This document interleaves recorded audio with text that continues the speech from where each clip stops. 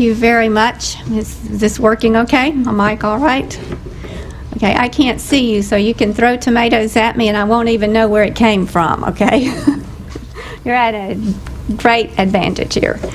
I would like to thank this group for inviting me to be here with you tonight. Some of you have been friends for a long time, and it's nice to see you again.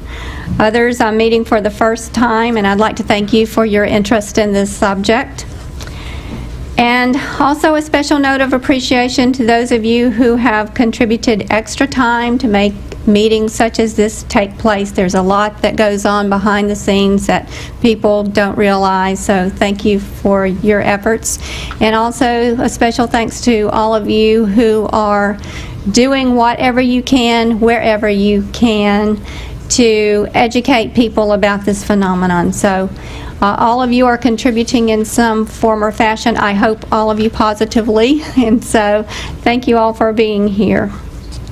I'd like to start off by talking about an email I received from a friend one day last week. It said, "Which of the following are true and which are false? Apples, not caffeine, are more efficient at waking you up in the morning." What do you think? Is that true or false? Okay, some people said true, some people said false. How about this one? A pack-a-day smoker will lose approximately 2 teeth every 10 years. Babies are born without kneecaps. The kneecaps don't appear until they are 2 to 6 years old. The average housefly lives for 1 month. A coat hanger is 44 inches long when straightened. The real reason ostriches stick their heads in the sand is to search for water. Think about that. True or false? True or false? Michael Jackson owns the rights to the South Carolina state anthem. And how about this one? Most of us have eaten a spider in our sleep. True or false? Okay, now, the message at the bottom of the email said that all of these statements are true. But, I personally don't know whether they are or not, because I haven't taken the time to research them. Which leads me to my point. Our culture has taught us to formulate an opinion without examining the evidence. You can turn on the TV any day of the week and find that this is going on. You know, sometimes I get so frustrated with all of the major news networks. Every single one of them are guilty of this, and that is encouraging us to formulate these opinions. For example, Fox TV might say, okay, audience, what do you think? Email us and let us know. Is Scott Peterson guilty or innocent? That's just an example, okay? Email us and tell us what you think. We want to know what you think. Well, I get so furious at the networks encouraging this kind of thing because they have no right to ask me this question, I feel, because I don't have all the evidence. I haven't seen any of it, one way or the other. Yeah, I can formulate an opinion based upon the information that the news reporter gives me, but that's not really a fair basis for an opinion. If I don't have all of the data, then I'm not an authority on which to give a conclusion. So that's my point. So that said, I want you to understand that I'm not here to convince you of anything. I really don't care at all whether you believe one statement I say or not. I really don't care. Maybe a long time ago I would have cared, but I'm way past that now, frankly. I don't care. So my goals in being here tonight are these. 1, to bring certain issues out into the open. 2, to encourage you all to keep an open mind and study all the evidence that you can acquire before making a judgment or reaching a conclusion, not just about what I say, but about anything, about any subject. Another reason I'm here is to let other people who are experiencing these strange phenomena know that they are not alone, and in all probability, they're not crazy. Now, granted, in all fields, we do have a few who have problems, okay? But for the most part, the people who say they have had these experiences are extremely serious about it and have gone through an awful lot of trauma as a result. Another reason that I'm here is to educate families and friends of these victims and help them to understand that their loved ones need support and love and all the help they can get, and certainly not ridicule and ostracism. Now, the experiences that I'm going to share here are from my own personal journals, but please understand that there are many people scattered throughout the United States who are going through or have gone through the same sorts of things as I, okay?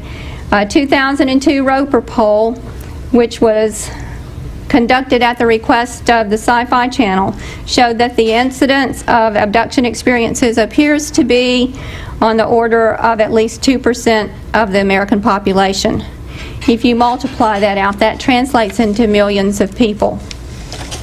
Now, some of you who might not have gone to very many meetings like this might have a problem with that large of a figure. I don't, because I travel all across the United States and meet people every day who have had experiences like this. So I think, and in talking to some other researchers, you know, that figure could even be a little bit on the low side. Now, as for my personal experiences, they started back in childhood. I grew up in Alabama. I'm a baby boomer, as you can tell. And I had a sighting in the early 60s, just north of Birmingham, a little community called Gardendale, Alabama. And here's what I saw with my brother and a friend who lived in the same neighborhood. It was just a spherical object that just stayed stationary in the sky for a long time, eventually floated down into the woods. We went looking for the object, and as far as we knew, we came back out of the woods very disappointed that we hadn't found it. My next experience occurred probably in the late 70s or maybe early 80s. I did not document the date when it occurred, but what happened there was that I woke up one morning and I recalled that during the night I had been aboard a spacecraft that had a circular room in it, and I was lying on a platform, flat on my back, paralyzed, and I had medical experiments conducted on me by a group of off-white colored entities that looked basically like that. Had big black eyes, just 2 little holes for a nose. I couldn't remember a mouth at all. 4 fingers instead of 5. And I remembered that encounter consciously, but in the context of my life, I could not accept it as reality. I would not accept it as reality. I'd never, ever, in the late 70s or early 80s, heard of anybody else in the whole world having had abduction experiences, other than there was a Pascagoula incident that I'd heard a little bit about, but on the news, just a couple of sentences, but I didn't know any details about it. But I'd never heard of anybody being abducted by creatures like this. And since it occurred at night, I tried to explain it away as a dream, and effectively was able to do that, even though it seemed just as real as you and I here together right now. I just could not accept the reality of it. However, in the early 90s, something triggered my memory of this prior encounter, and at the same time, I started having more encounters with these creatures.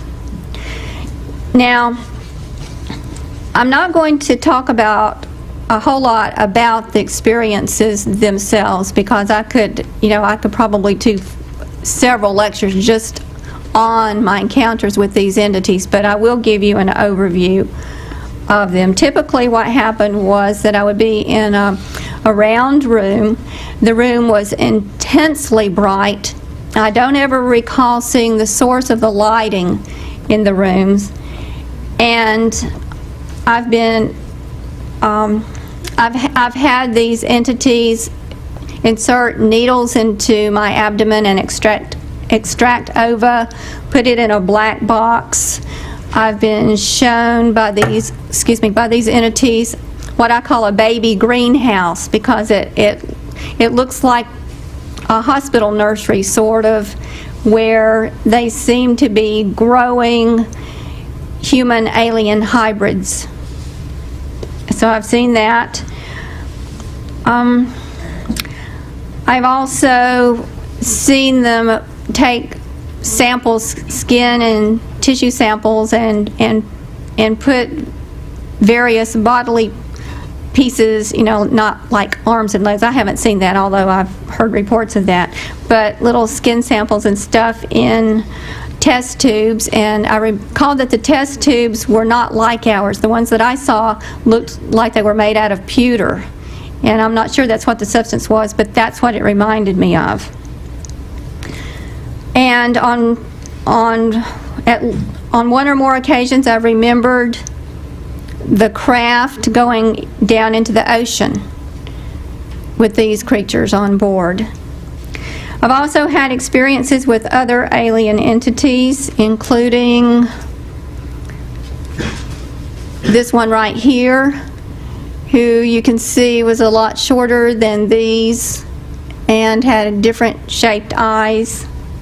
And then this one right here, called a reptilian. And some of you have heard me say this before, but you have to use your imagination in dealing with these entities, because I made a D in art, and I can't draw as well as I can count. So I did the best I could, but that doesn't really portray exactly what these creatures looked like. I've also encountered some entities that looked entirely human. They call themselves Pleiadians, and the ones that I saw had brown hair and brown eyes. I've heard reports of Pleiadians with other descriptions, but the ones I saw who called themselves Pleiadians had brown hair. Now, even at this point in time in the early 90s, at the very beginning of the 90s, I still did not want to accept the reality of my experiences, because, after all, our government said that UFOs did not exist, and I wasn't taught in school, in church, or at home that alien abductions happened. So, since I grew up in a culture that did not address these issues, I couldn't accept the reality of it myself at first, and so I understand a lot of other people having difficulty with this subject at first. What finally convinced me that I was not dreaming and I was not going crazy? Well, the first thing was another kind of change that took place in my life. And that was that when I started asking questions about my abduction experiences and trying to find out if there were other people just like me, I started being followed. I started hearing clicks on my telephone, and other family members noticed that they were having the same problems. My parents, who lived in in Alabama in the 90s, and I lived in Mississippi, by the way, in the 90s. Even my parents, quite a few miles away from me, started being watched by military personnel. FBI started asking questions about my husband at his place of employment. My two teenage daughters were all upset because people started following them. So that was one thing, the first thing. And another thing was being directly threatened by military people and told that if I didn't keep my mouth shut about my experiences, they'd blow my head off. So I thought, okay, well, if this is not real, if I'm just going nuts or dreaming it up, why threats, why the following, why the harassment? Also, during that period of time, I had some experiences in the early evening and even in the daytime when I was wide awake out driving my car. So I couldn't explain it away as a dream anymore, since it happened also in the daylight hours when I was away from home and not in my bed. And then a thing came out of my mouth in 1991. Now this is magnified 250 times, but what it was a little tiny square that was kind of metallic, and you see it's not square now. That's because some MUFON members had the object analyzed for me, and the person who analyzed it had to cut away part of the material to find out what it was. This thing just worked its way out of my lower gum. I just felt something trying to get out of my gum behind my lower front teeth. And, you know, it was trying to get out of my gum. And I messed with it for a long time, you know, trying to dig it out with my fingernail and dislodge it with my tongue, and it was sticking out of my gum from the inside of my gum. Eventually, after messing with it for quite some time, I was able to dislodge it and scrape it out. And I was holding this little object in the palm of my hand and thinking, what in the world is that? How did it get into my mouth? How long has it been there? Etc. My husband walked into the room, and I showed it to him, and I said, what is this thing? He says, it looks like a computer chip. Where did you get it? And I said, out of my mouth. Well, what it turned out to be, as far as the analysis went, was, oh gosh, I don't have that in front of me, but it was approximately 80% copper and approximately 20% zinc with traces of aluminum and silicon, which really didn't tell me a whole lot. It told me what the material was made of. It was consistent with common brass, but it didn't explain how long it had been in my mouth and how it got there and why it was there. I still don't have the answers to those questions.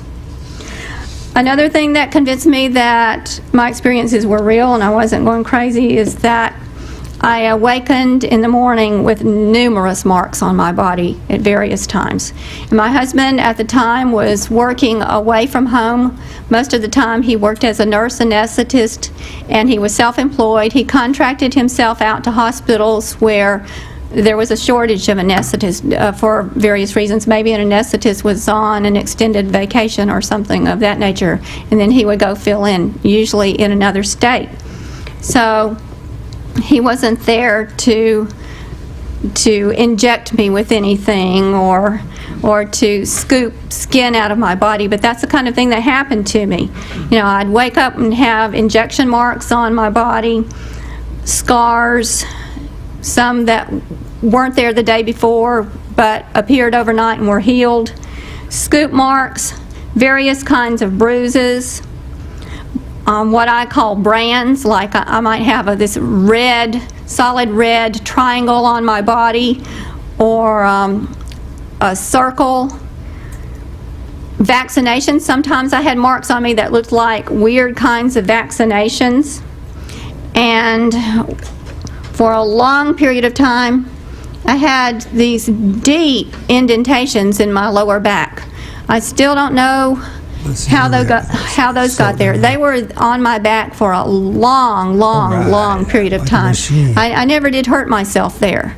And I never had any bleeding or anything like that. It's just that they were there. Now, recently, on Whitley Strieber's website, a male abductee had sent in a photograph of what he called scoop marks on his back, and they looked very, very similar to this. And I see some nods in the audience. I know some of you have seen these. And I can't tell you how those got on my body. All I know is that when they appeared, I was having experiences.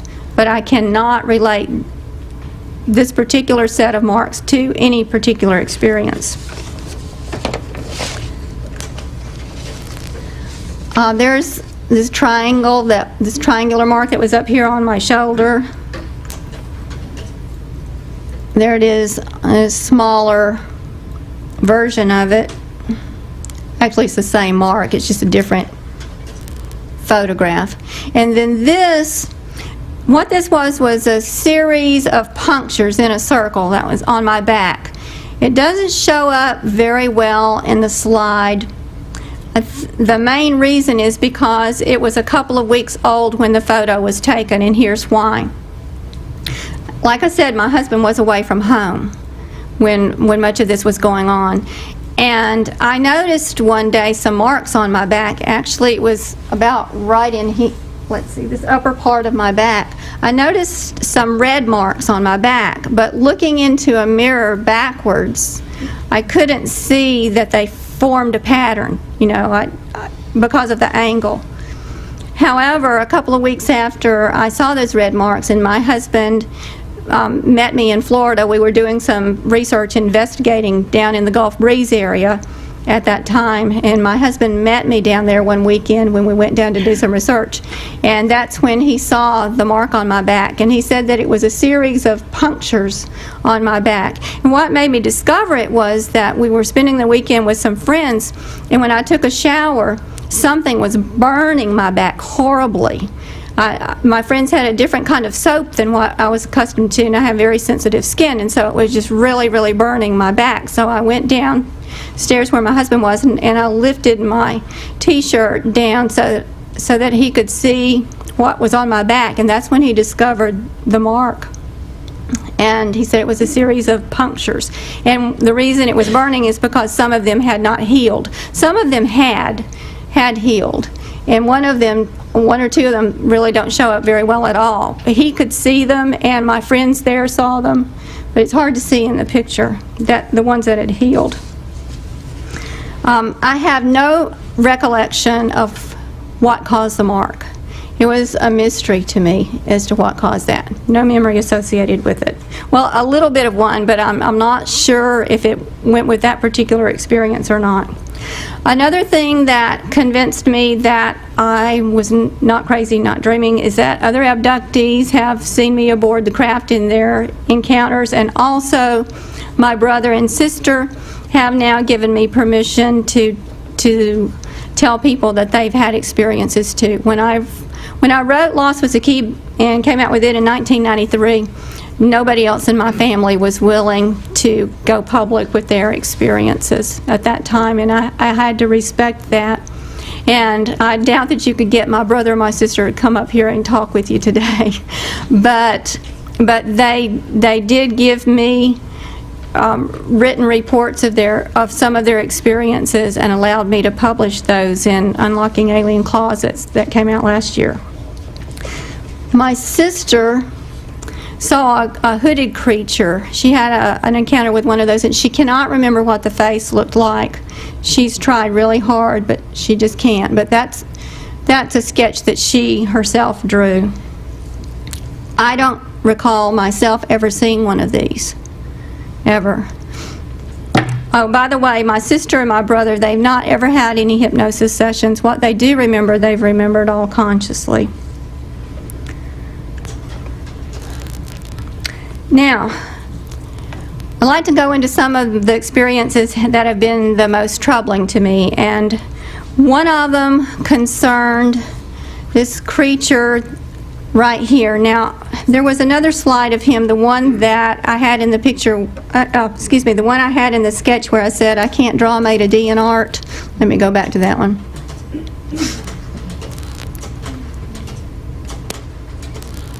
Well, it's the same as this thing right here. Okay, so I got a police sketch artist to draw this creature according to my description, and this other slide is what she came up with. The reality of what that thing really looked like is kind of a combination between those two things. She didn't get it 100% exact, and I didn't either, but that gives you a general idea. He did have on a blue jumpsuit, and he had an emblem, and I can't remember if he had it on both shoulders or just one shoulder, but the emblem was a circle with a red triangle inside the circle. I do remember this, what it looked like. And I remember specifically that it had that kind of a collar on the jumpsuit, and it specifically had a red sash on it. That I remember. Now, why was this experience upsetting to me? It was upsetting to me because the experience occurred in a very human facility and not aboard an alien craft. It occurred in a camouflaged military facility. It was a facility that was inside a hillside. There were like wide garage door openings that slid open horizontally, and therein was a military base. There were military men wearing green fatigues working right alongside this guy. And what they were doing to me was they had me paralyzed on a table. I was strapped down, couldn't move, and they kept asking me over and over again what happens to me when I'm on board the alien craft with those first creatures I showed you, the ones with the big black eyes.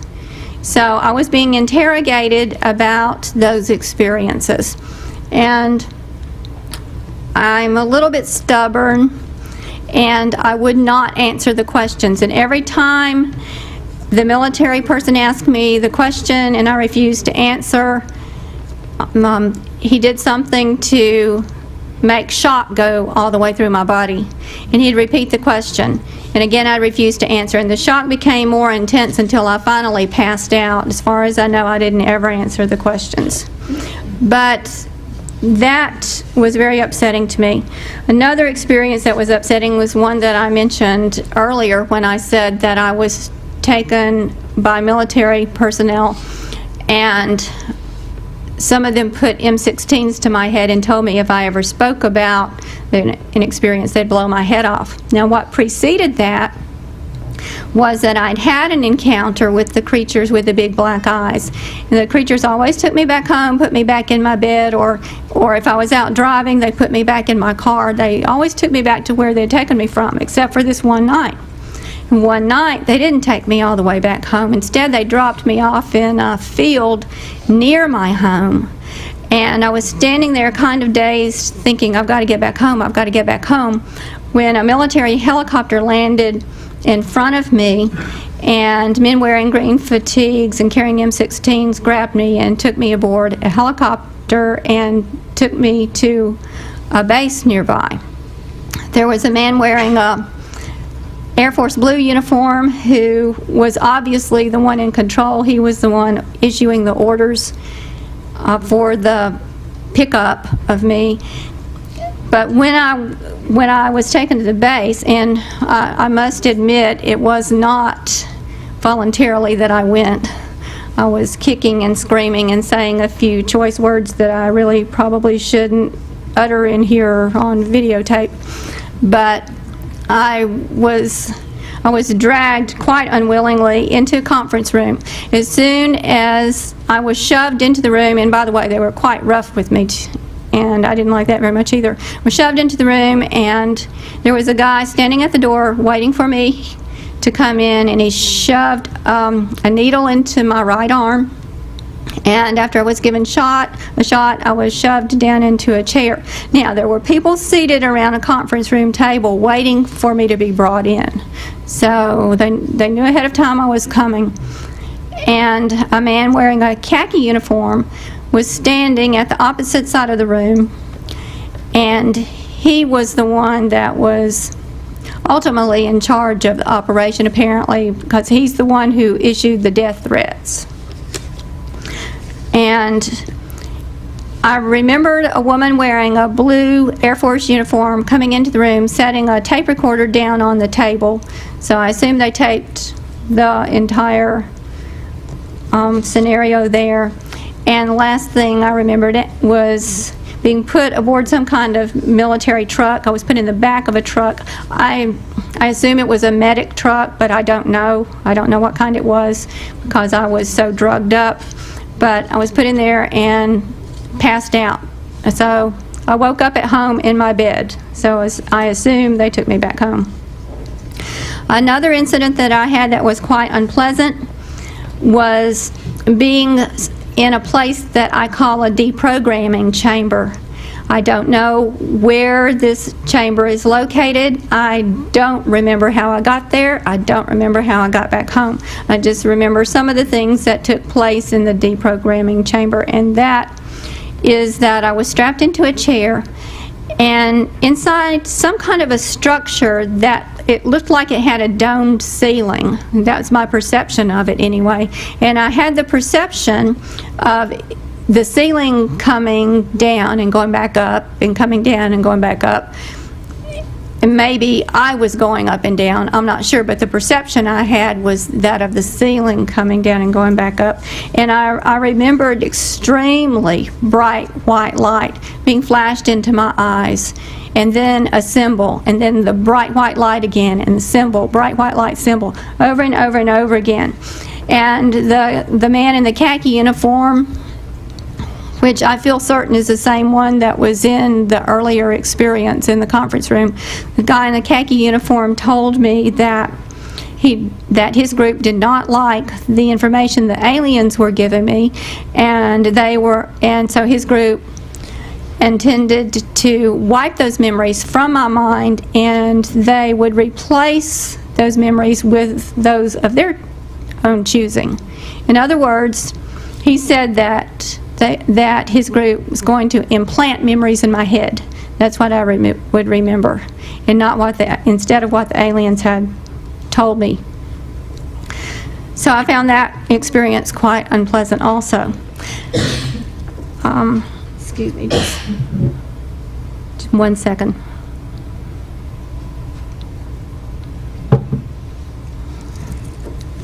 Another experience that I had that was a little bit unusual was this. One night I was standing in line with a bunch of other abductees, and I felt as if we had been extremely heavily drugged, and we were waiting for something in line, single file. We were standing single file, and I was looking around to see if I recognized anybody else in line. And I turned around, and at first I thought I saw an abductee friend of mine. But then when I looked more closely, I could see that it wasn't my friend at all. It looked like an alien instead. So I was trying to fight the effects of the drugs, which is very difficult because whatever we'd been given was extremely strong.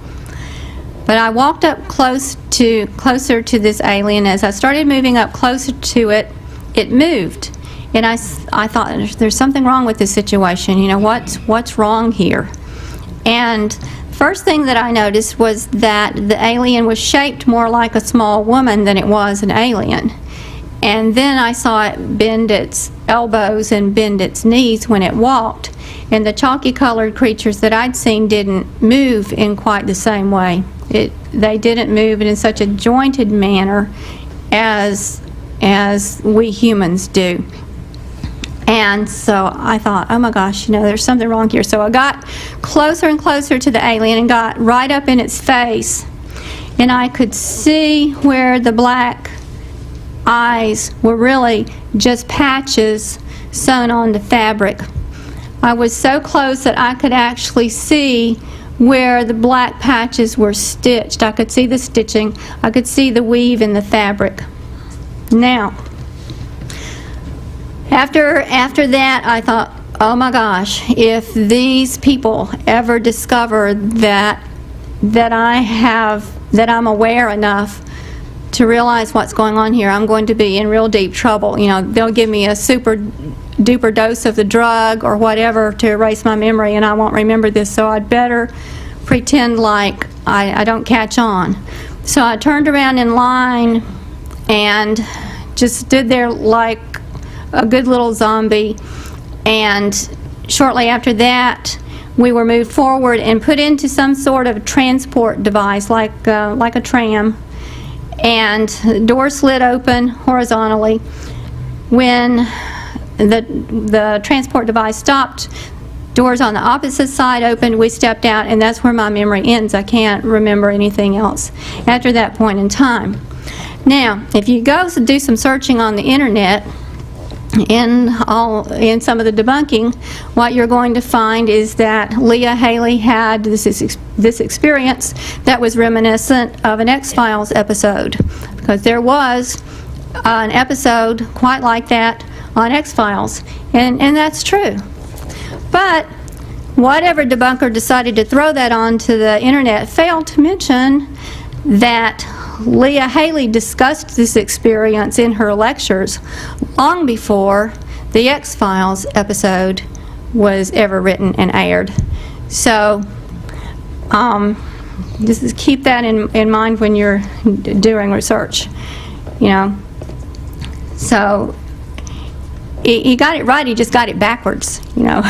It's like the X-Files episode was reminiscent of what Leah Haley had talked about in her lecture months before. Another experience that I had occurred in the year 2000. During the night, I had some weird kind of an experience where I felt as if I was going down into an underground facility where there were aliens. And I was terrified, for some reason, terrified to the extent that I really thought that I was going to have a heart attack. I was, at the time that took place, I was going down into an elevator-like device. I felt kind of like it reminded me of some of the movies I've seen where you had mine workers going down into a mine shaft via an old elevator of sorts. And that's a sensation I got, and that's what it seemed like to me. And I knew that whatever was going to happen to me once I was taken to that facility was going to be awful. And I was just screaming in terror. Now, what happened, though, was that I managed to scream or moan enough that it awakened my husband. This is husband number 2. This husband number 1, who used to be who was the anesthetist, couldn't handle all this stuff that was going on, and he particularly couldn't handle my speaking out about this subject, so he dumped me. But now husband number 2, we have to laugh about it. There's not much else we can do. So husband number 2, who was quite supportive emotionally anyway, said that that I was moaning in my sleep, and he awakened me and asked me to tell him, you know, what was causing me to be so terrified in my sleep.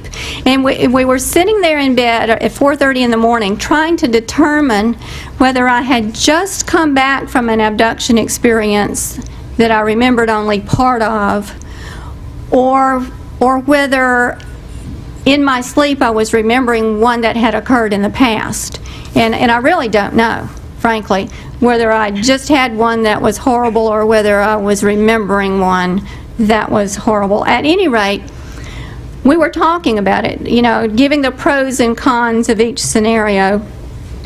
And I was really tired, felt exhausted, and after we discussed it and didn't come to any conclusion, I was able to fall back asleep. But my husband just stayed up. You know, we discussed it for about 30 minutes, so it was 5 a.m. Then it was time for him to get up and go to work pretty soon anyway, so he stayed up and got dressed for work. At 5:30, he came back into the bedroom and woke me up and told me I had to get up and go to work. Well, for some reason, I felt awful. I felt as if a truck had run over me. I had no energy, just totally stressed out, drained. And I said, okay, I'll get up in a minute, and he left. He went ahead and left for work, but I couldn't get up. Soon after he left, I heard this voice in my head, and it said, stay in bed, you have a headache. And I knew it was coming from an external source because I'd had this kind of thing happen to me before. And as I was told by this voice that I had a headache, my head literally started hurting. And it repeated, stay in bed, you have a headache. And mentally, I tried to fight against this voice and say, go away, I have to go to work. And I really did need to go to work. You know, I wasn't trying to slack off and get out of it. And so I worked at a place where I was paid by the hour, and if I didn't go to work, I didn't get paid. And the plant where I worked was going to be shut down for 2 weeks pretty soon, and I really, really needed every penny that I could acquire because for 2 weeks I was going to get no pay. So I kept trying to force myself to get out of bed, but I was powerless. This voice rendered me totally powerless. And as this was going on, I heard what sounded like a helicopter come over the roof and stop. And I was getting weaker and weaker and weaker and paralyzed at that point. At the time that the helicopter came over, you know, I couldn't move. I couldn't do anything at all. Then suddenly, as I was about to just fall into a deep sleep or pass out or whatever, suddenly I heard the helicopter fly away. And then this voice said, oh, that wasn't a helicopter. That was just an airplane with engine trouble. At that same point in time, my husband came flying into the house, flying into the bedroom, screaming, Leah, are you okay? Are you okay? And I said, no, I'm not okay. Why do you ask? You're supposed to be at work. And he said, what happened was he had started to work and he had gotten some distance and he had an upset stomach and he had to come back home. And when he did, he caught the helicopter hovering over our rooftop just right above the roof. And he made a rude gesture at it and it flew away. So the point here is that he caught this helicopter, and I don't imagine it was a helicopter itself because that's just a piece of machinery, but whoever was in that helicopter conducting mind control on me, rendering me powerless to move and do anything. Now, I don't know what the intentions were. You know, I don't know because my husband caught it that day. A couple of weeks later, when the plant was shut down, my husband came home at the end of the day after a full day of work and caught one of those helicopters over the roof again. And I don't know what happened that day. I can't tell you what happened that day. I don't know. But again, the helicopter flew off. It probably got me that time, but I have no memory whatsoever of what happened that day. None. And that has happened quite a few times with me, is having periods of time where I have absolutely no memory of what occurred. It's extremely bothersome to know that there are days out of your life where you can't remember anything and you wonder where you were, what you were doing, did you do anything wrong, did anybody do anything to you that could have permanent repercussions. You know, there's still so many unanswered questions. Even though I've had experiences myself, I still have lots and lots of questions that go unanswered. The black helicopter still buzz my house from time to time. Every once in a while they'll come in and they'll just circle right over it. And I've moved, by the way. It happened when I lived in Mississippi, but not to my neighbors. When I've lived in 4 places in Murfreesboro, Tennessee, which is where I live now. Same thing.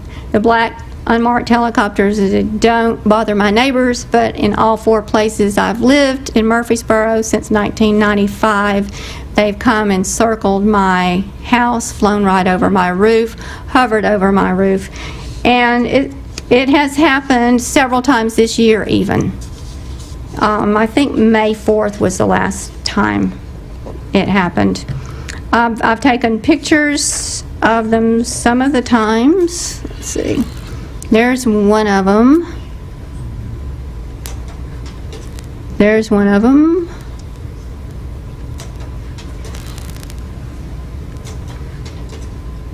And there's another one. So I've got pictures of the May 4th one too, I think, but I didn't get those slides developed yet. I don't even see any point in it. They all look the same. So there you go. I've traced these helicopters to 2 different places. When I lived in Mississippi, I discovered that they were flying off from and landing at Columbus Air Force Base in Columbus, Mississippi. Where I live now, I've seen them take off from and land at Smyrna, Tennessee Airport, south of Nashville.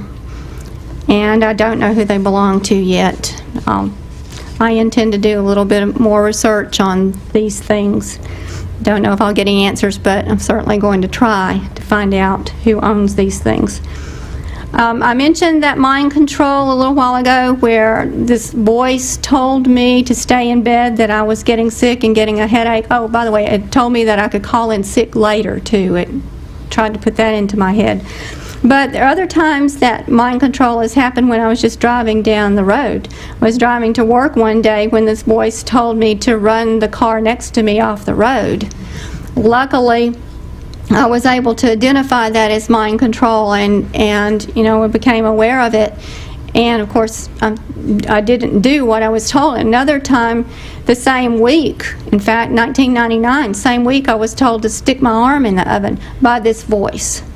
So whoever's doing this, they're not very nice people, and it makes me wonder about some of the things that are happening in the world, like the school shootings and things like that. I have to ask myself the question,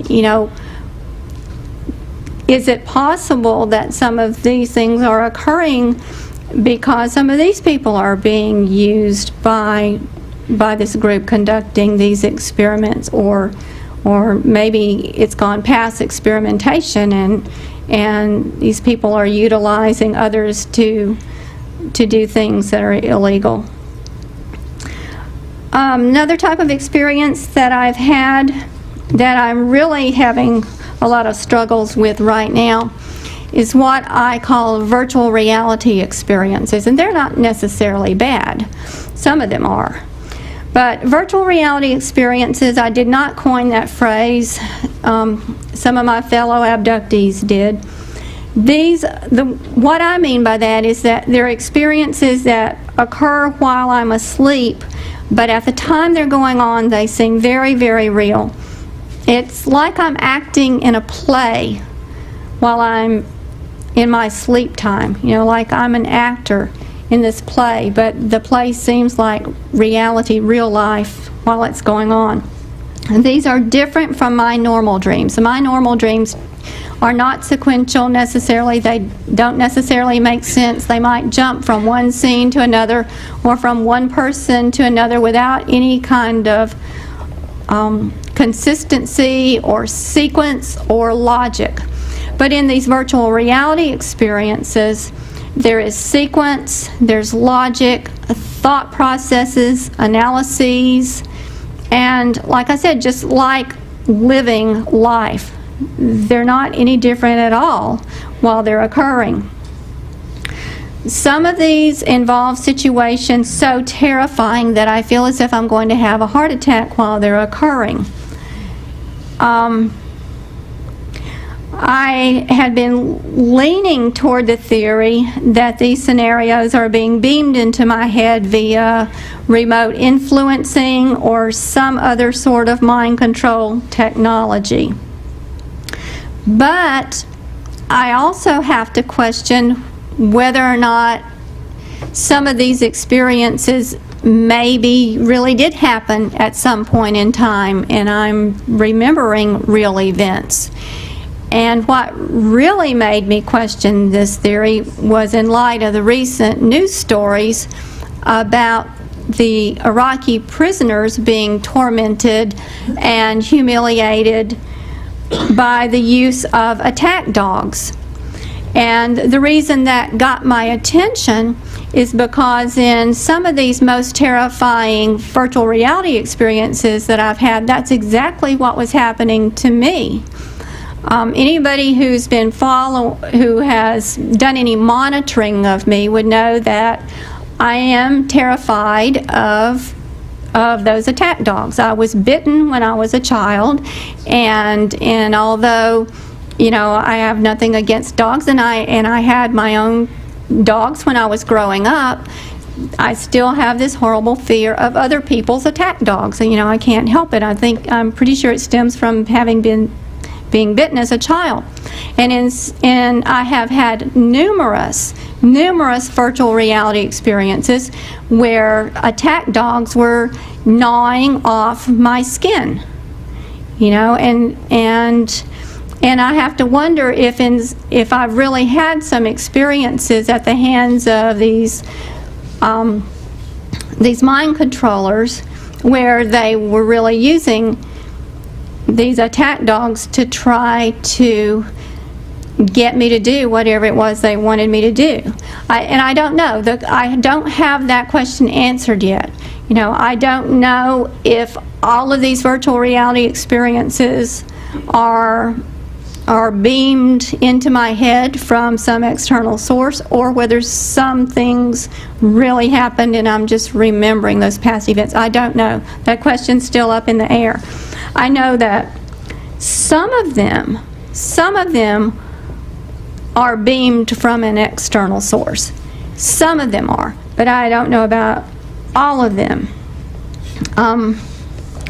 There's one experience that I had that really bothers me that I wrote about in Unlocking Alien Closets that had to deal with a factory, and that virtual reality experience keeps on haunting me and haunting me and haunting me. And I'm wondering, if it was just an implanted memory, why does it haunt me so much? So I have that question still. So I'm doing research now on virtual reality experiences, and I hope that the next time I come back here, I hope I'll have more information on it. I don't know, but I'll try. I've been trying to find the answers to my own questions, obviously, since I have so many remaining, and been doing a lot of research, talking to abductees all over the country, talking to researchers all over the country. Luckily, because I'm out lecturing about this kind of thing, I run into hundreds of people who have things to say about this subject. And of course, the internet has helped a lot. And in the course of my research, I've been able to come across the pictures of some of my human abductors. And I've learned that these people have abducted other people I know also. And in the course of my research, actually my husband, my current husband number 2, who's very supportive of what we're doing here, came across a picture of this thing. This is called a sticky shocker. What it is a non-lethal weapon used by law enforcement officers and military personnel.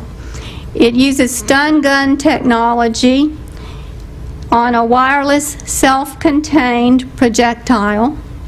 The projectile carries a battery pack and associated electronics that will impart a short burst of high voltage pulses, and it is used to disable a human. Notice that it has short barbs on the end of it. Count them. 1, 2, 3, 4, 5, 6 barbs around it. These barbs are put on the end of this thing in order to penetrate thick clothing that a human being might be wearing. And here's another picture of it just to show you how big it is in relation to a human. And I fully believe that that is what is responsible for making this mark on my back. Notice I had punctures on my back, barbs on the sticky shocker, align with the punctures on my back. And note this, you couldn't see this in the other slide I had, but notice, bruise, bruise, bruise. Now when my husband looked at my back and examined it, oh, by the way, there was another one of these down in my lower back on the left side also, but it had faded so much by then that it didn't show up in a photograph at all. Oh, it apparently had been there longer than this one had. But anyway, my husband saw these bruises next to this thing, and so we figured that what must have happened is when the person took the barbs out of my back, it's like they had to press their hand into my back to press down on my back to pull the barbs out of my back. We assume that that's what happened due to the location of this thing. So, that still didn't tell me who did it, who shot the thing at me. I still don't know that because I still have no memory. Whoever got me in the back. Apparently, I never did see them before I was hit, and then it was too late. I call these human abductors covert human experimentation operatives when I'm in a nice mood. I have other private terms I use for them. But I call them CHIOPS, so you're free to use that term if you want. And we'll all be on the same page when we're talking about these creatures, because I don't know what else I can really call them. That's what they do. They're working under, covertly. Now, speaking of mind control, I'll go back one slide. Now, Sandra brought this up when she was up here. And she said that the CIA has lost or destroyed some documents about mind control. However,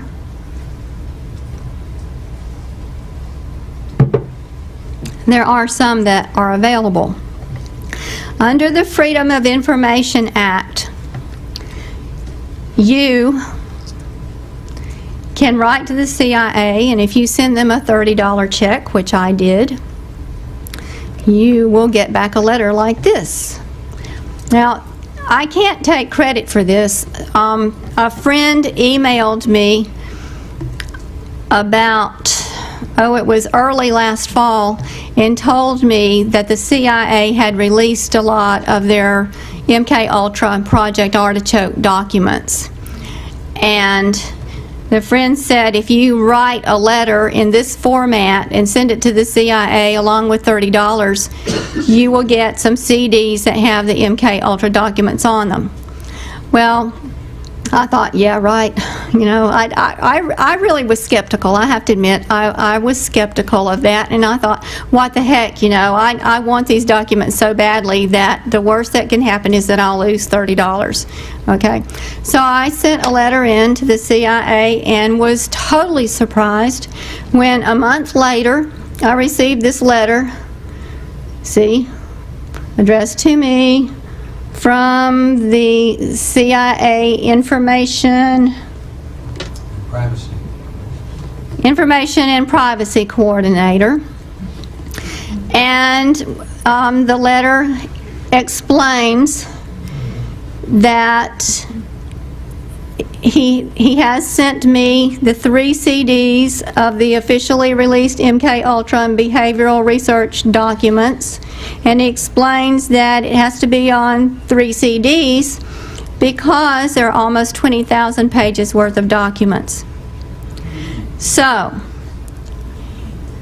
a person who says that mind control is not going on has not bothered to look at the fact that the CIA has admitted to conducting such experiments and has released some of these documents under the Freedom of Information Act. I've been too busy lecturing across the country to read 20,000 pages worth of documents. I do well to get my email answered. I have looked at a couple of them. The first one that I looked at was accounting documents, which of course I was interested in since I'm a CPA, and it said, you know, it told where some of the money went. $10,000 to this psychologist for conducting this kind of test, and $5,000 to this doctor for doing such and such. That kind of thing, telling where some of the money went. In a second document, which another friend had already emailed me a copy of this document, but I had to confirm for myself that it actually was on the CDs, and so I did confirm that. And here's the essence of that.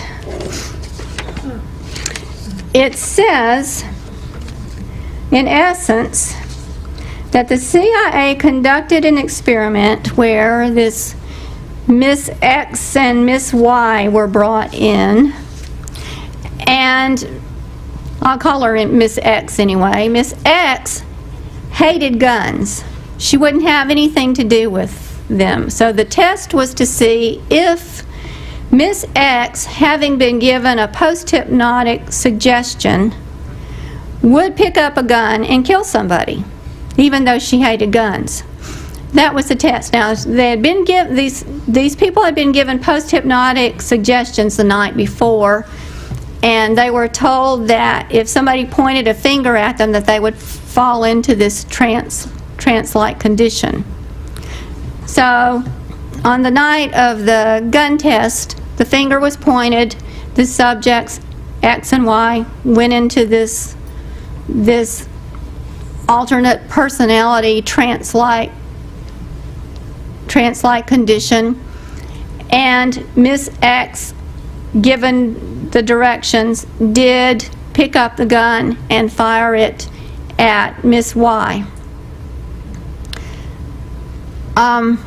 There were blanks in the gun, okay, so X did not actually kill Y, thankfully.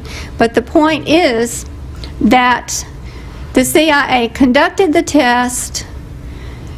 They admitted to giving people post-hypnotic suggestions in under conditions like this, and they proved to themselves that they could make a person kill somebody else, even if he or she was totally against weapons and killing. So, I found that extremely disturbing, and extremely interesting, and extremely interested that the CIA has admitted to this kind of test. And you can get these documents yourself. Like I said, you don't have to believe me or anybody else. They're available. All you have to do is write the same kind of letter I wrote and send in your $30 check. You know, you have it for yourselves to examine.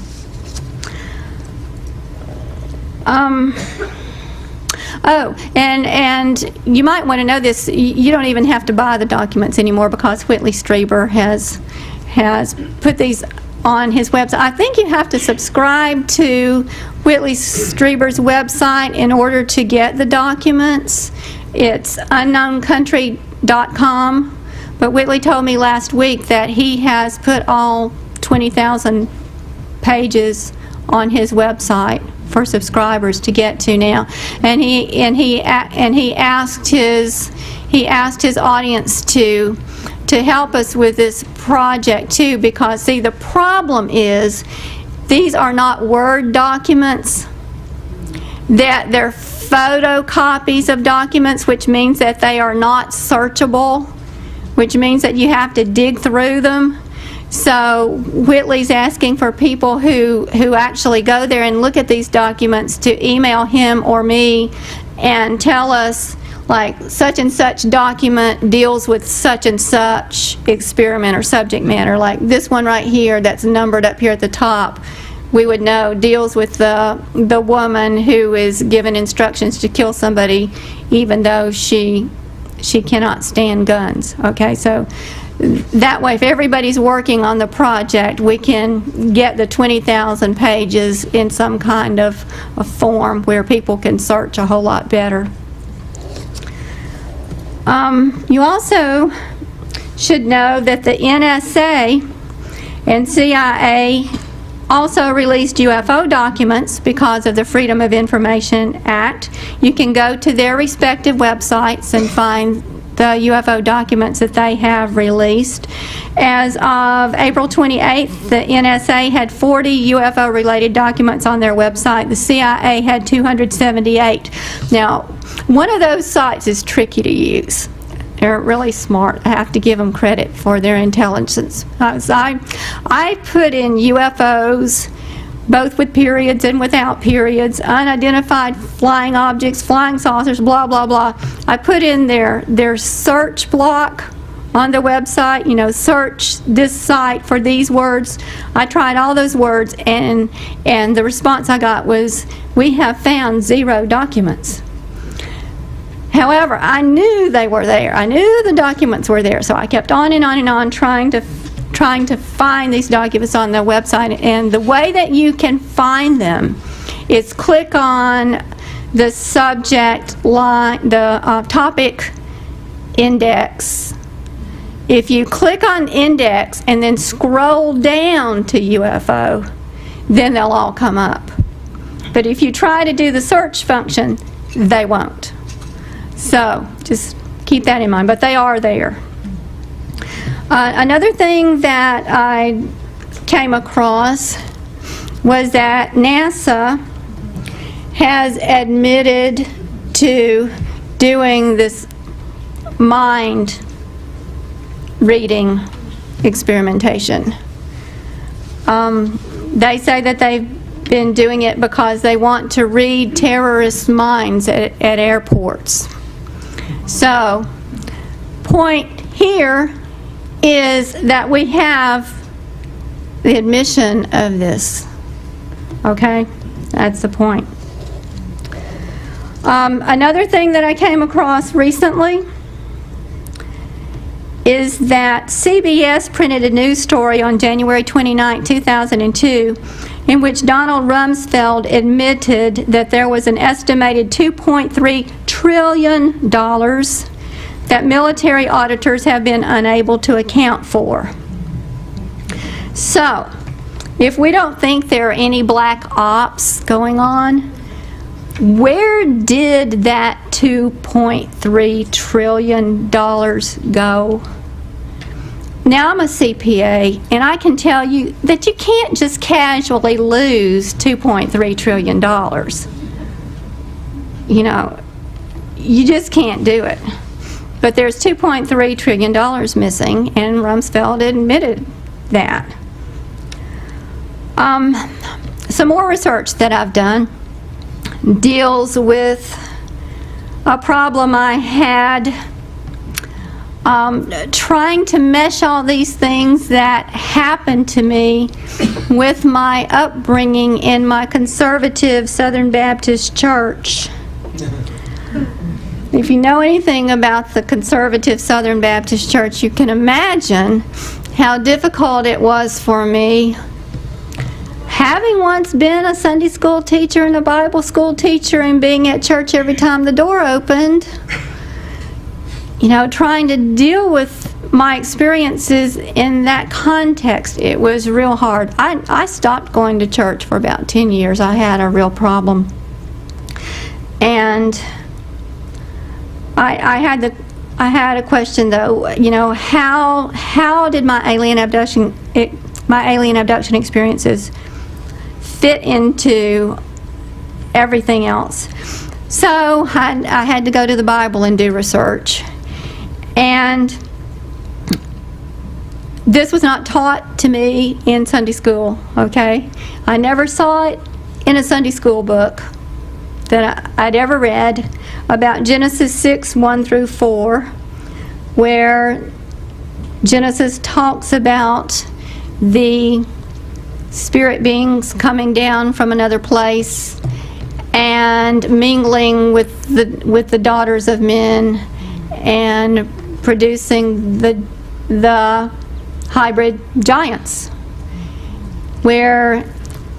And that, in fact, I've discovered from the Bible, was where God got so ticked off about what was going on that he cut men's lives down to 120 years, which that's why we don't live to be 700 or 800 years old anymore, according to what I read in the Bible, is because God got ticked off that these hybrid giants were being created against his wishes. So I kept on looking in there, and in it, the scripture that I read said that the things didn't stop happening either. That kind of thing continued. So, I don't want to get into, I'm not about to get into religion or, any of that kind of stuff. I'm just talking, the reason I'm talking about this is because, I wanted to share with you what questions I had as far as trying to put it together in the big scheme of things and in relation to where my teachings came from. And so that's what I found. So I was able to integrate what I'd been taught, or actually what I should have been taught, okay?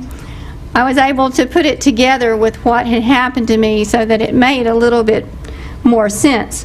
In my research, in the biblical research, I also found the scriptural support for the existence of ghosts, and also the importance of paying attention to our dreams.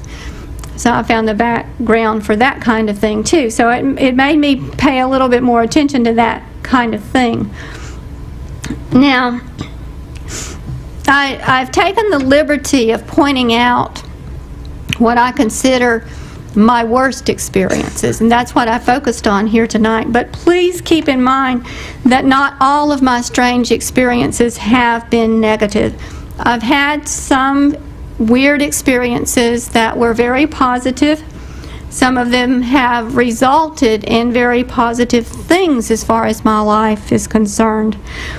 For instance, as far as aliens are concerned, there was one occasion in which I was extremely sick, even felt that I was dying, and those chalky colored creatures with the big black eyes nursed me back to health. I've had some telepathic, externally generated, what I call silent voice messages that were spiritual lessons.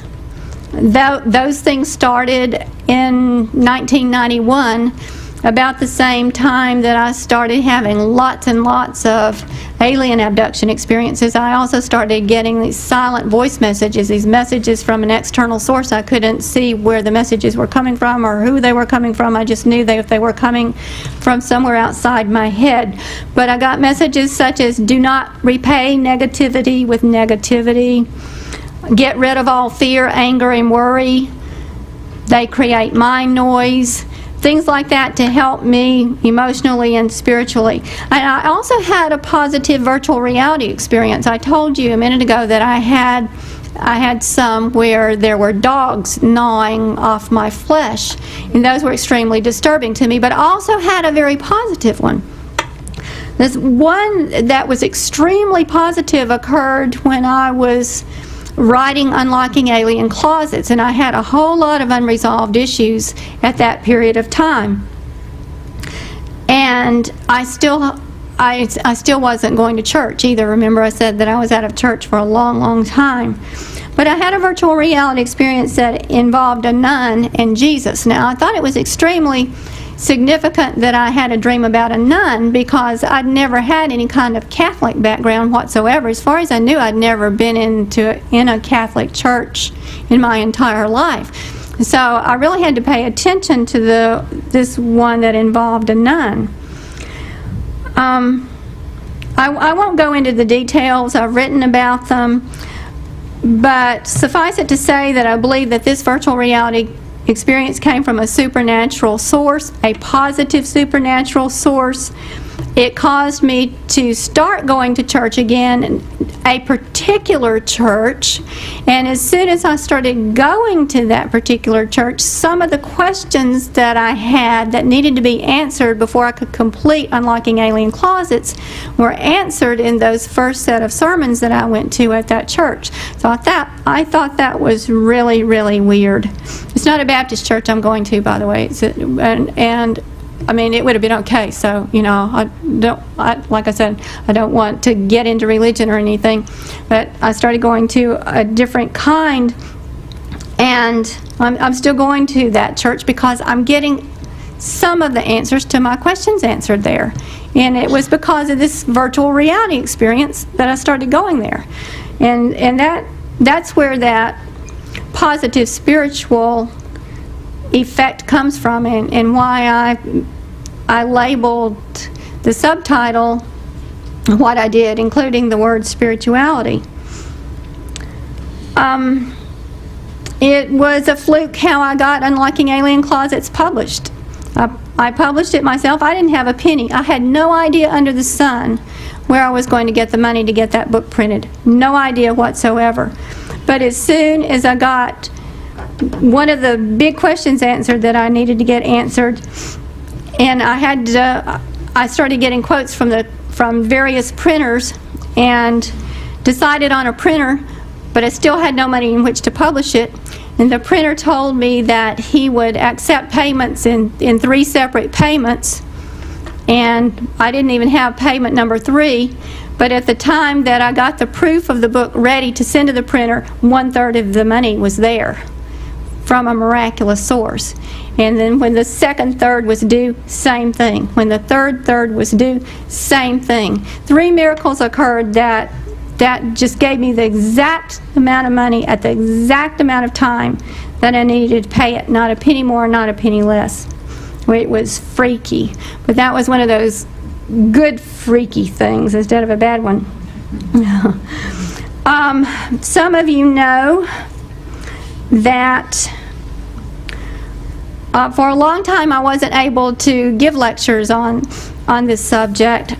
I was in pretty bad health physically and extremely bad health spiritually because I'd had a lot of problems from bad outside forces trying to knock me down, all these debunking attacks and setups and on and on and on, which is another lecture in and of itself, so I won't go into that. But I'm fully convinced that positive spiritual forces have given me the energy to get back out and do this thing again because the subject is so important. And I've been threatened. I've continued to get threats from time to time. But, from somewhere I'm getting the strength to go out and discuss these subjects despite the threats. And I feel strongly that this energy is coming from positive forces that I can't see.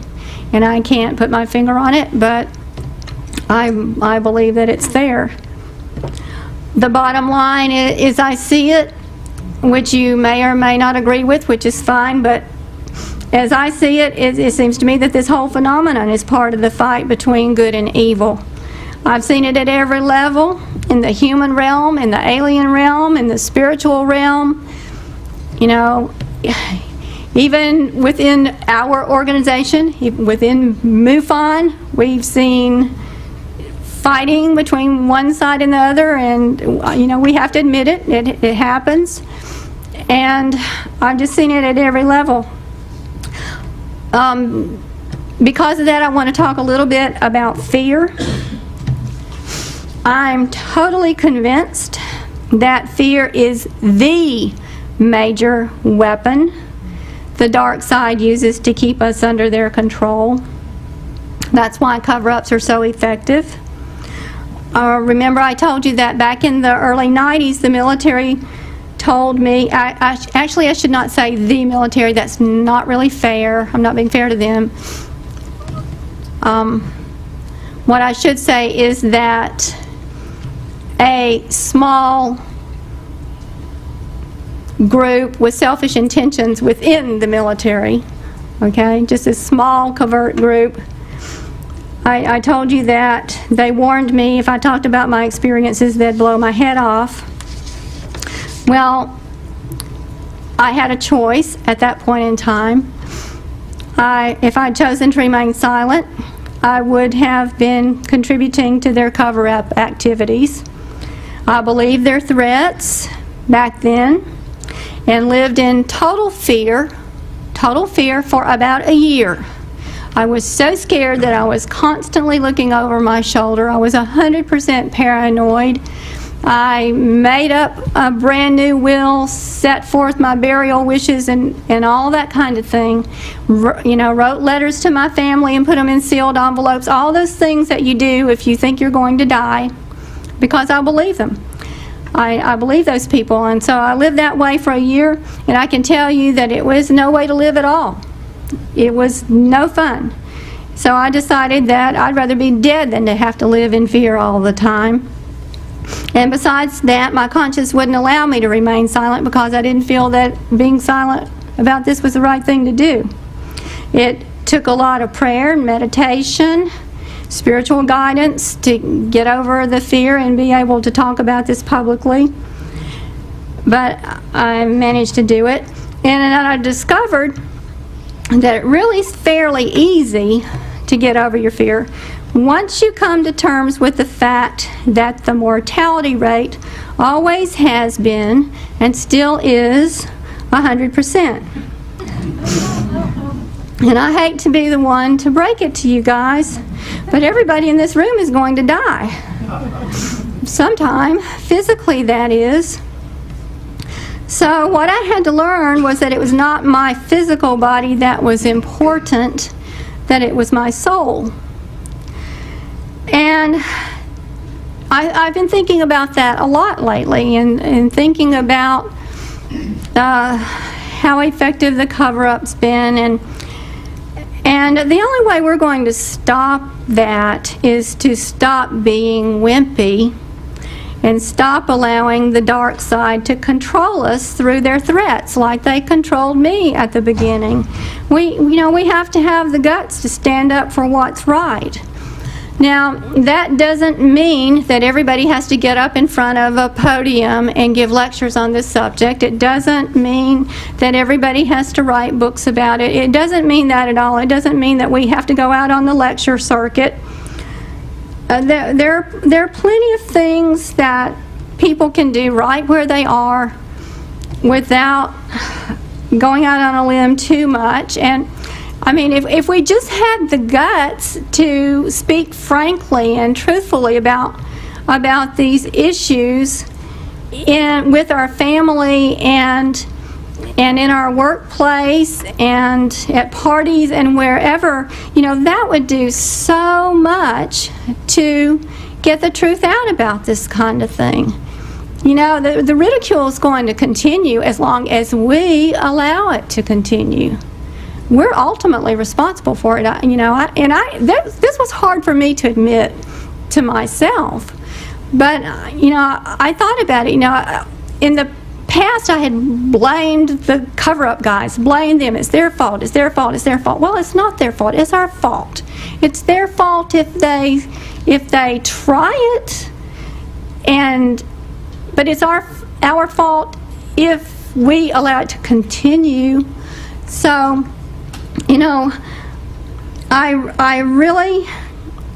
really think that we all need to have a little bit of courage to stand up for the truth. I mean, what is wrong with that? I don't think there's anything wrong with standing up for the truth. You know, what if somebody laughs? I mean, so what? What if somebody laughs? You know, it's not going to kill us if somebody laughs, you know? So we need to speak out where we are when the opportunity presents itself, and it does present itself. You know, and I was working at that factory when the movie Signs came out, and everybody who went to see Signs, and it gave me a wonderful opportunity to talk about aliens and stuff. I mean, I didn't get into all of this stuff that I was talking about here. You know, I didn't give them a 2-hour lecture, but I certainly opened up some conversations, and I found out in that factory a very conservative, what I consider middle America. You get them in a group, you're going to have some laughter. You take that same group one-on-one and you talk to them, and you get something entirely different altogether. You find out that some of those people have had experiences, or if they didn't, Aunt Kay did, or Cousin Leroy, or their best friend. But you find that one-on-one, that this is going on a whole lot more than anybody would ever realize if you just put them all together in a group and talk about this kind of stuff. So I just urge you to, you know, search your hearts and souls and try to find the courage to just speak out about this when you can. And like I said, I realize that we don't all need to be out on the lecture circuit and writing books, but we do have opportunities every day that we pass up because we've allowed the fear to override anything else. There are other things you can do too. You can do things behind the scenes to help the truth get out.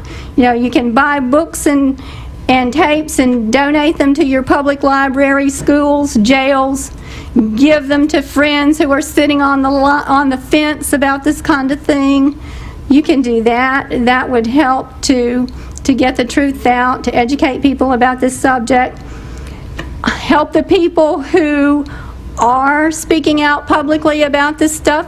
There aren't a whole lot of people out there doing it, and the few who are out there doing it need support, all kinds of support, you know, all kinds of support, words of encouragement, prayers, all kinds. So, you know, try to help out that way if you can. If you don't feel like you can say a word about it to anybody, then you can do things behind the scenes.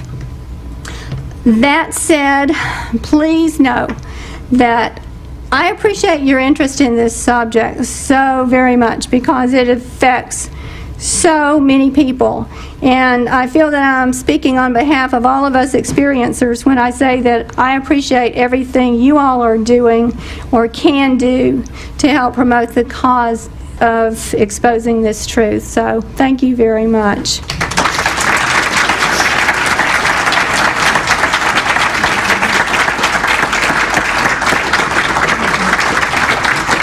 We have time to take a few questions, I think. We do. Can we have the lights, please, and Leah will take a few questions? Yeah, I do have a request before. Oh, good, I can see you now. You blew your chance at throwing the tomatoes. I can see you now. Before you ask questions, I do have this request, and that is, by asking questions, I mean just that. Ask me a question. I'm very happy to hear about your experiences. I really am, but I don't think that this is a proper venue for that. So if you want to talk to me later about your own experiences, that's fine. I'll be glad to hear them. But right now, let's please just limit the questions to short questions only that would be of interest to everybody in the group or might be able to help somebody. So who wants to go first? Okay. There's some mics over here, guys. Please come up to the mic. Yeah, thanks. Hi, Leah. Thank you so much for that. You're so brave and sweet, and I want to talk to you so much more. And I have relatives in Alabama, and I lived in Alabama for a while. I wanted to ask you, because we've shared some experiences. Do you have any members that worked in the military or in intelligence? There's a very high correlation in abductees with having, family members that came from that background. That's a good question. Not in intelligence as far as I know, okay? My first husband was in the military for 4 years, and this is one of the things I wrote about in Unlocking Alien Closets, is that during that period of time, a man who worked in a civilian role on a military base just came into my place. I was working in what back then you'd have to be a baby boomer to appreciate the term dime store, because they don't exist anymore. But I was working in what we called a dime store at that time, and a stranger approached me total stranger approached me and offered me a much better position in a civilian role on a military base. And this was back in 1973, way before I knew about any of this stuff. And naturally I accepted it, and I always thought that was weird. And I've gotten several jobs that I did not apply for that I don't know how I got. So you worked at this base? Yes, I did. I worked on the base as a teacher's aide, as a civilian, but on the base. Did you have in any Laurel Bay? No parents? Okay. No, Laurel Bay, South Carolina. No parents in the military. Okay. Or NASA or aerospace industries? An uncle, yes, but parents, no. Okay, thank you. But my husband, yes. My husband was first husband. For just a moment. Yes. 15. Thank you. You're welcome. Unlocking Alien Closets 20, lost was a key 17. Yes. Yeah, I just got a short question. Like, what do you think's the story behind that short guy with the blue suit? Think he's like a hybrid guy or something? It's just some... I really don't know. Yeah. I really, sorry, don't know. I saw him with the military person, whether he was a hybrid, a hologram, whatever, I don't know for sure. Looked like a Keynes painting or something. But if you get, well, it ever weren't like they threaten you and they say that, if you talk, you're gonna get what, and then they don't follow through on it, but then they tell you you're gonna implant memories. Does it ever get confusing? You think you're lecturing implanted memories instead of what actually, but you got this feeling. Oh, sure, that's one reason I bring it up in just about every lecture that I lecture, and I wrote about that too. So yeah, that's a problem. It really is. Yeah. Which is one of the reasons that at the very beginning I prefaced my lecture with, don't automatically accept everything I say. Go out and do your own research. These are issues that I want to bring up so that you have a basis on which to do your research. Well, so thanks. thank you. It's fascinating. Thanks. Yes, have you ever gotten help from a regressive hypnotherapist such as Bud Hopkins, Dr. John Mack, or David Yes. Jacobs? That's a very good question, and some of my early memories, some of them. Well, let me put it this way. I'll try to make this fast, okay? It's complicated, but I'll try to make it fast. The first couple of things that I talked about tonight, where I recalled being aboard the alien craft in the round room with a white light and the aliens conducting medical experiments on me, that was conscious memory. But in the early which happened in the late 70s or early 80s, that's when that happened. So let's put this in context of time, okay? That was conscious memory.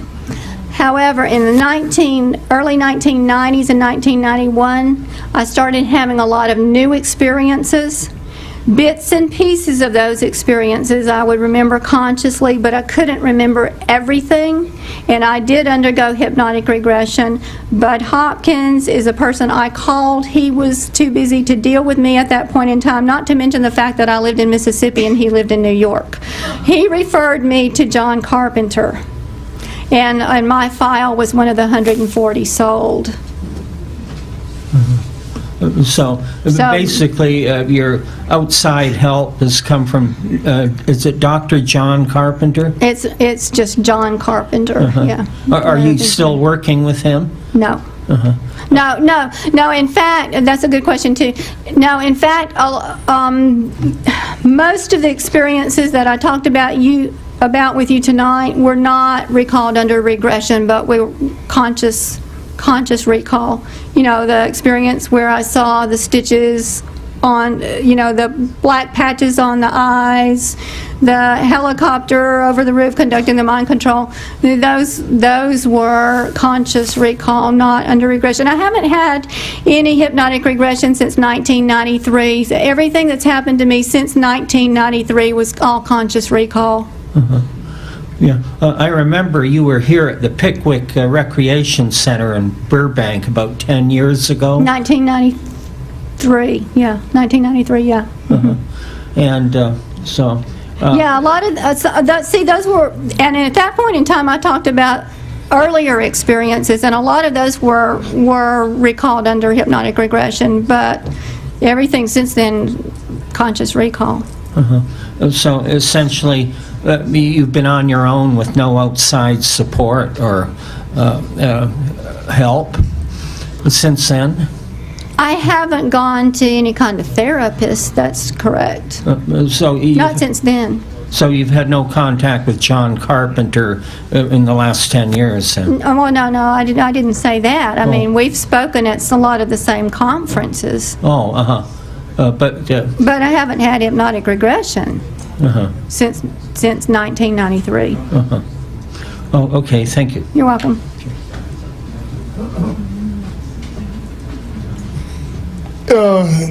In your alien abduction, you've been abducted by these aliens, do they ever take you to like underground alien bases in like the Southwest Joshua Tree, the desert part of Southern California that were full of those reptilian greys and those hooded ones? And do they take you like anywhere like out into space, off world, like to the moon, Mars, Venus, Mercury, Jupiter, Saturn, with, and do they keep you longer than 2 hours?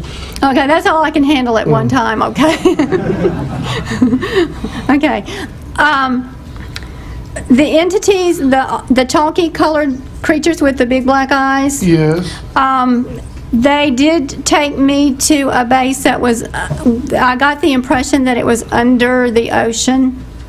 And there was a base down there that had a whole bunch of different spaceships in there. I remember seeing, I call it a parking garage for spaceships. There were about 12 spaceships in the underwater base. But as far as being taken to another planet, I don't recall that ever happening. And I did talk about the military facility that was in a camouflaged hillside.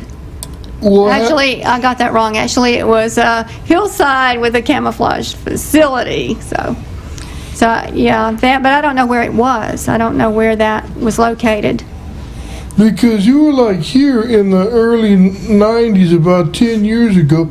How many have you been abducted within the past 10 years? And if so, how many times? I have been abducted within the last 10 years, but really I don't know how many times. Quite a few times. But the exact number I don't know. And how long did each abduction last on the average about? Some of them short periods of time, like a couple of hours, and there have been some experiences where I've had an entire day missing. Oh yeah, do they ever like beam into your bedroom and beam you aboard the spacecraft like that? I have memories of that having happened. That is correct. Okay, I guess we better let somebody else do it. Thank you very much.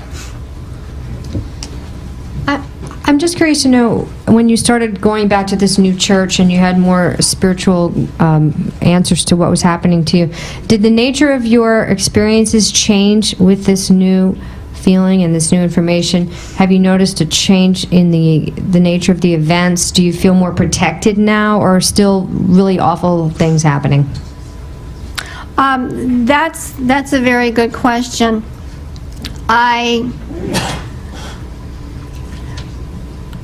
feel I'm not as, I don't have nearly as much apprehension as I did before. I got rid of my basic fear a long time ago.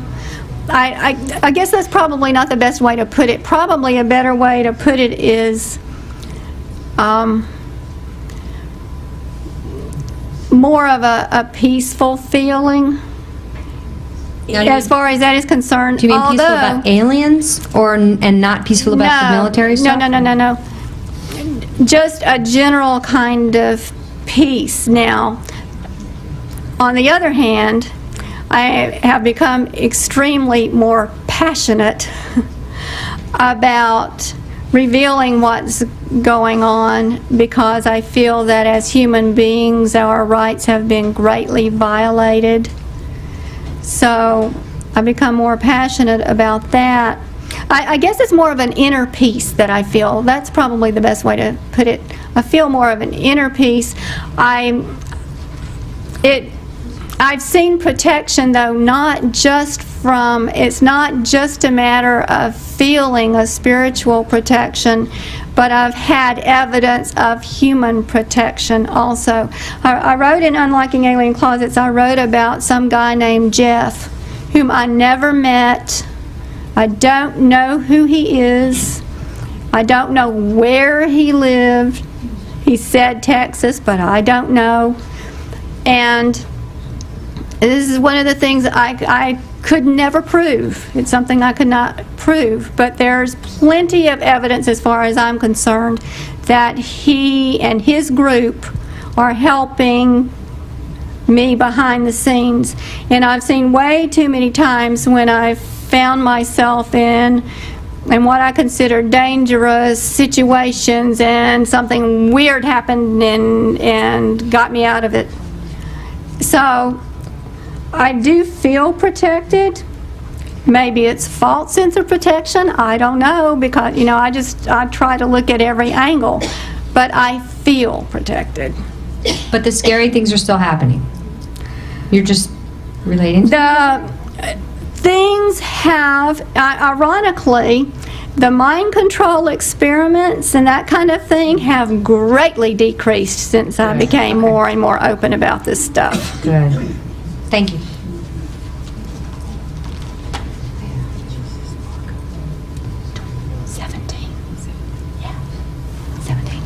Yes. Hi, thank Hi. you for coming tonight. Thank you.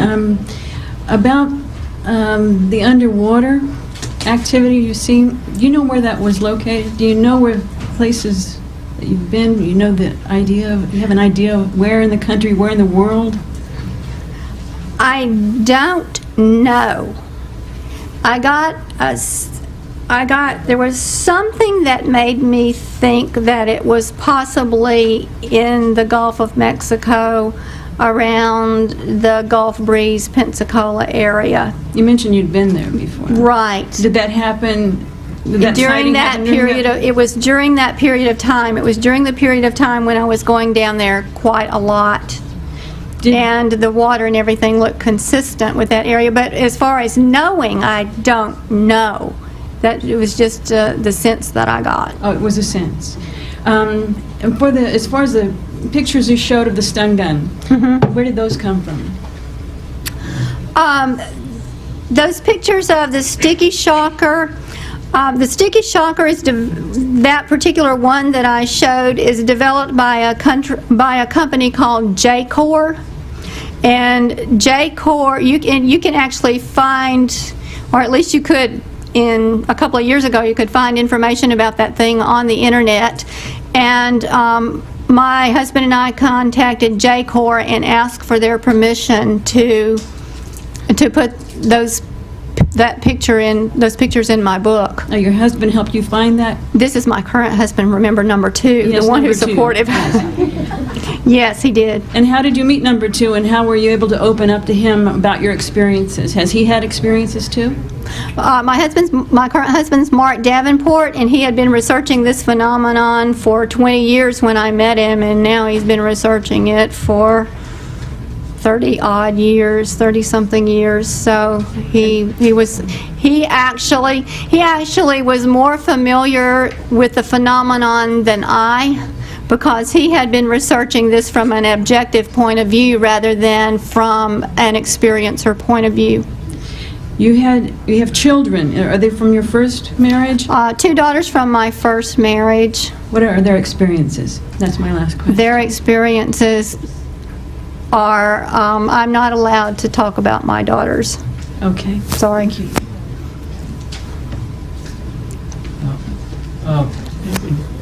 Did these aliens or the military associated with them ever use you in a sexual way? Or did you ever have an unexplained miscarriage or something like that? Yes, yes, yes, yes.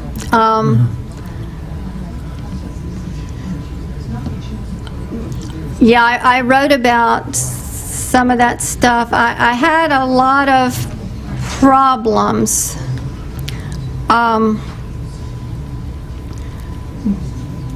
Back in the early, and this is a hard thing to talk about, but back in the early 90s, I had a lot of physical problems where I felt as if I had been abused extensively, but just had little bits and pieces of disturbing memories associated, and since that period of time, more and more memories have come back and things have been falling into place, and begin putting the pieces together, and there is a history there, yes.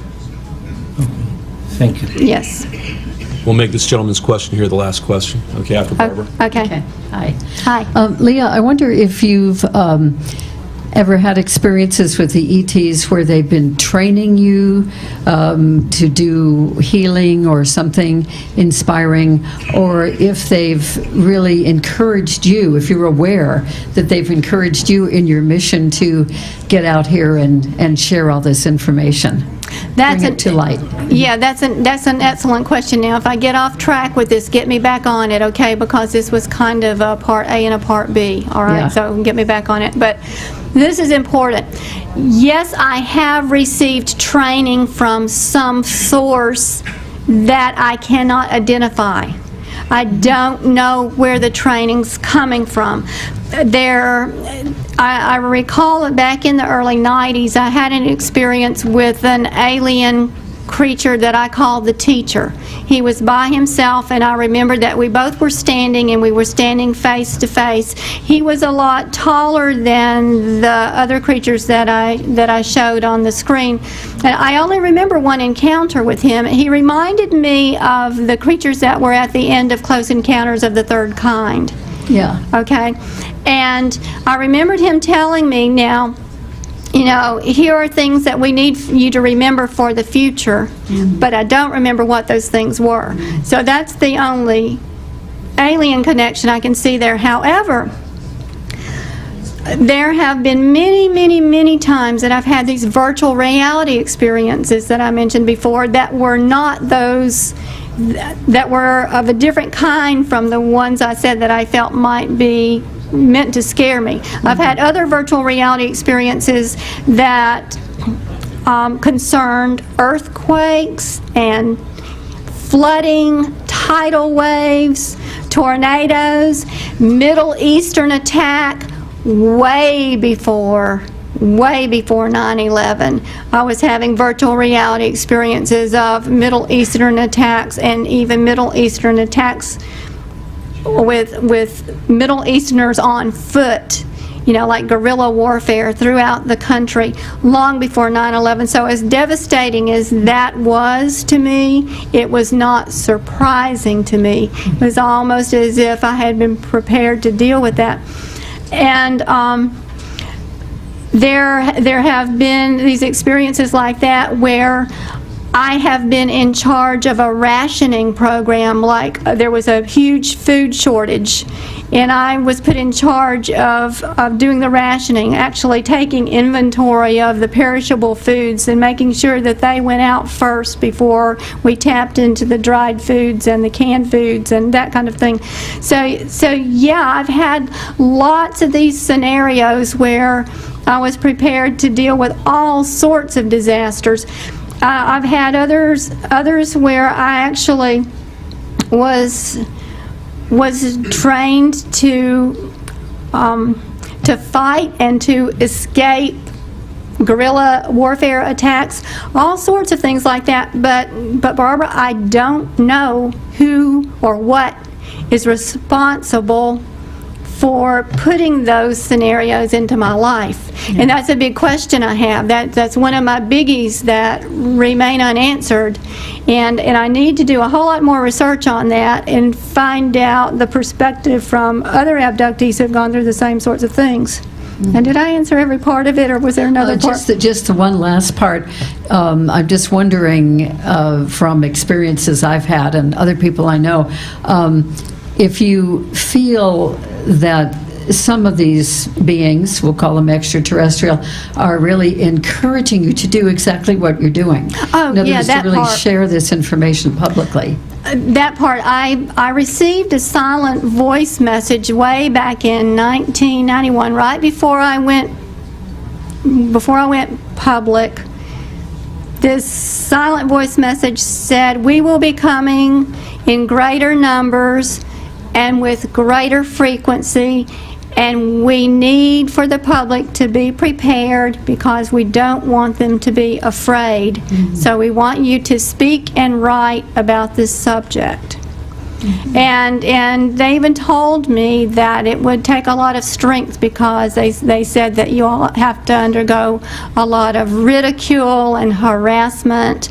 I was told that ahead of time by some force that I could not see. So, but I don't know, again, whether it was alien or what, I don't know.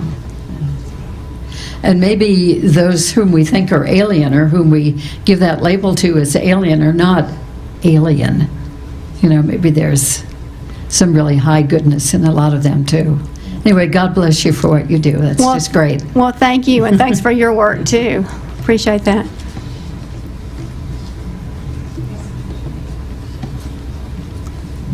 I enjoyed your talk very much. You said one thing that I was hoping you could elaborate on. You said you had mentioned that on the internet you had seen pictures, and I didn't understand it, if it was entities or humans that you had said had been involved in your abductions. If you could elaborate on that. Humans, yeah. Yeah, some of the human beings that I talked about in my earlier experiences, that in the course of my research over the past few years, I have stumbled across some photos of some of them. And it's been really hard for me to decide what to do about that information. You know, what to do with it, you know, whether to name names or whether not to name names. It's a real hard position to be in. Lots of people have tried to get me to name the names, and I hope that at some point in time that those individuals will be put out of commission. Right now, they have more resources at their disposal than I do.